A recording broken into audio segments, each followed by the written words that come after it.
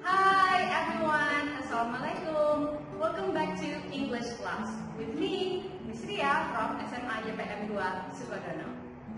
We're going to learn a new chapter today, but first, let's start with prayer first. Bismillahirrahmanirrahim. Allahumma alhimni rusdi wa a'idni min syarri nafsi. Sadaqallahul azim.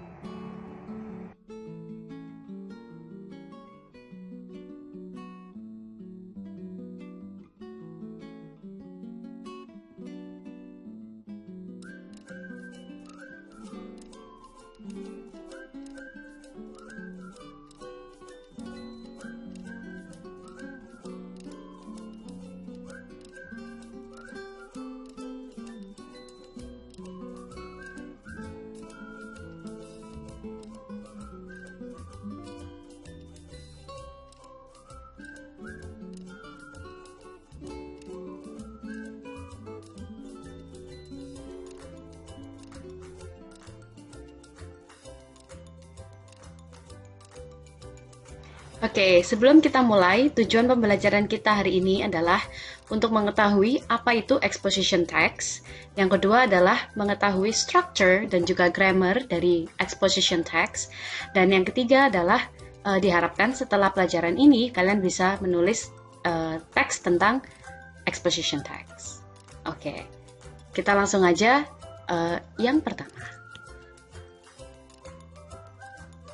Oke. Black Lives Matter.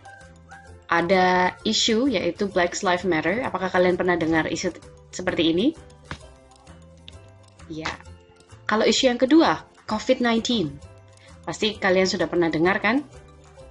Nah, untuk isu yang ketiga, ada laptop learning, yaitu e-learning. Nah, dari tiga isu tadi ini adalah isu yang sedang terjadi belakangan ini. Kalau di Amerika terjadi Black Lives Matter, di seluruh dunia terjadi COVID-19, dan also e-learning. Nah, dari isu-isu terkini, maka setiap orang pasti punya opini tersendiri. Nah, dari opini-opini ini, kalian bisa tuangkan ke tulisan, yaitu berupa analytical text. Jadi sebenarnya analytical text itu apa sih, Miss? Nah, analytical text adalah ketika seseorang memiliki pemikiran tertentu dan itu dituangkan dalam sebuah teks. Misalnya contoh, salah satu pemikiran seorang guru. Choosing the right online platform to teach is important. Jadi untuk memilih salah satu cara untuk mengajar online adalah hal yang terpenting. Sementara mungkin siswa punya pikiran yang lainnya. Contohnya, computer literacy is much needed in times of COVID-19 pandemic. Atau mungkin, practicing time management should be strictly done in online learning. Nah, dari beberapa pemikiran ini, maka kita bisa tuangkan dalam sebuah teks. Kita bisa lihat di sini definisinya adalah exposition adalah teks yang termasuk ke dalam jenis argumentasi dan berisi tentang pemikiran terperinci penulis tentang sebuah fenomena yang ada di sekitarnya. Paragraf eksposisi ini bersifat ilmiah atau dapat dikatakan non-fiksi. Nah, dari contoh yang Miss Ria tadi sebutkan, Black Lives Matter, COVID-19, and also e-learning, kalian bisa tahu fenomena yang terjadi di sekitar, menuangkan pikiran kalian, dan data-datanya juga harus bersifat ilmiah atau tidak boleh fiksi. Oke, selanjutnya adalah type of exposition text. Ada berapa sih, Miss, type of exposition text? Nah, ternyata type of exposition text ini ada dua. Yang pertama kita akan bahas adalah analytical exposition text. Nah, analytical exposition text ini adalah sebuah teks argumentatif yang mengutarakan pendapat penulis terhadap suatu fenomena yang bertujuan agar pembaca memahami sebuah fenomena tersebut. Jadi, tujuannya adalah hanya untuk mengutarakan pendapat sang penulis. Menurut sang penulis, COVID-19 itu pendapatnya apa? Atau berbahayakah? Atau sudah sangat membahayakan sehingga banyak orang harus tetap waspada. Nah, itu salah satu pendapat sang penulis. Tipe yang kedua, kita bisa lihat di sini adalah hortatory exposition, yaitu sebuah teks argumentatif yang mengutarakan pendapat penulis terhadap suatu fenomena dan mengajak pembaca untuk sepemaham dengan sang penulis. Nah, ini adalah tipe yang kedua, sama seperti yang tipe pertama, mengutarakan pendapat sang penulis. Tetapi di sini lebih menitik beratkan pada mengajak pembaca untuk bisa sepemahaman dengan sang penulis. Di sini kita bisa lihat lengkapnya. Di sisi kiri adalah analytical exposition text, yang di sebelah kanan adalah hortatory exposition text. Oke, kita lanjut. Ini adalah salah satu contoh analytical exposition text. Nah, kenapa ini disebut analytical exposition text? Kita cari tahu kalau gitu. Kenapa teks tersebut yang ada di layar ini merupakan analytical exposition text? Kita bisa lihat di sini. I personally believe that libraries are among humanity's most important institutions for several reasons. Nah, yang pertama adalah tujuan penulis yang menjelaskan betapa pentingnya perpustakaan bagi kita. Dan kita bisa lihat di akhir sebuah teks, di akhir paragraf ini adalah merupakan conclusion atau kesimpulan. Nah, tanpa ada kalimat untuk mengajak pembaca sepemahaman dengan sang penulis, maka ini bisa dikatakan sebagai analytical exposition text. Oke. Contoh yang selanjutnya adalah hortatory exposition text. Kenapa ini disebut hortatory exposition text?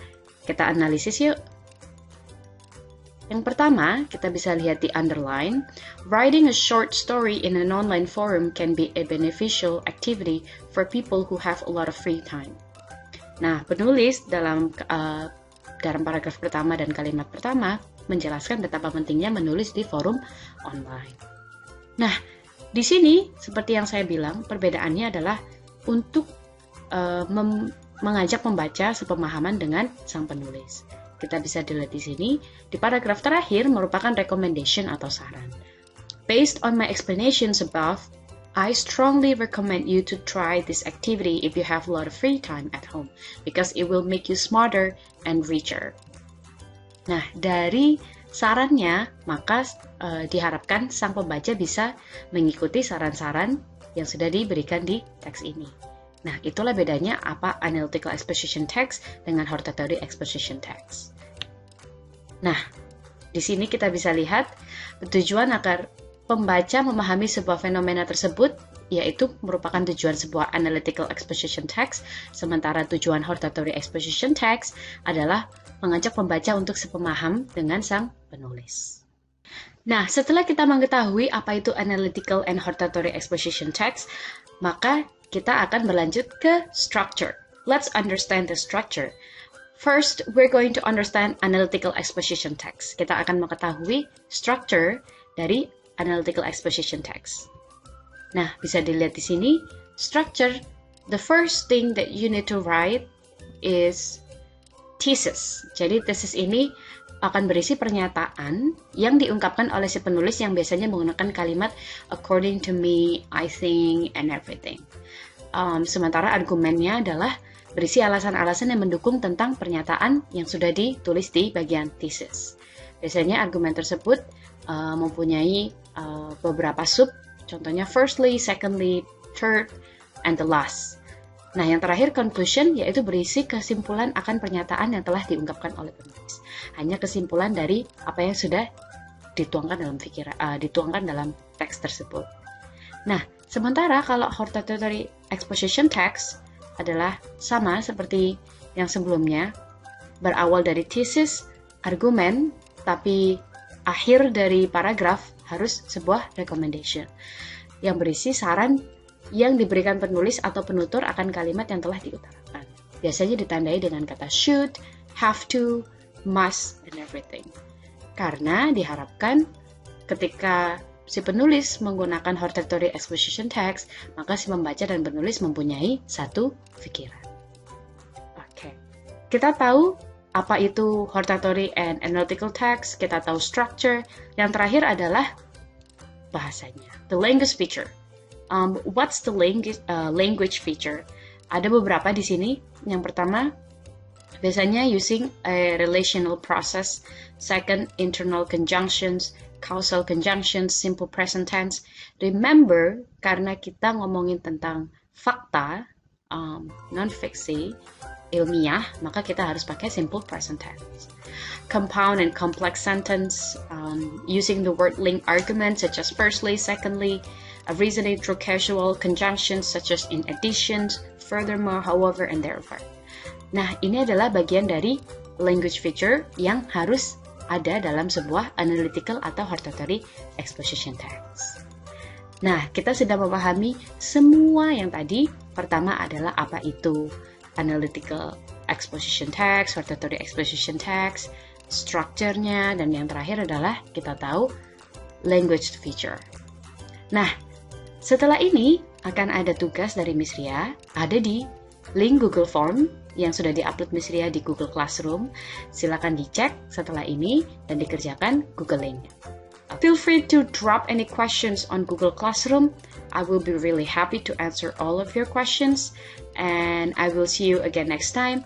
Thank you very much. Wassalamualaikum warahmatullahi wabarakatuh. Bye everybody.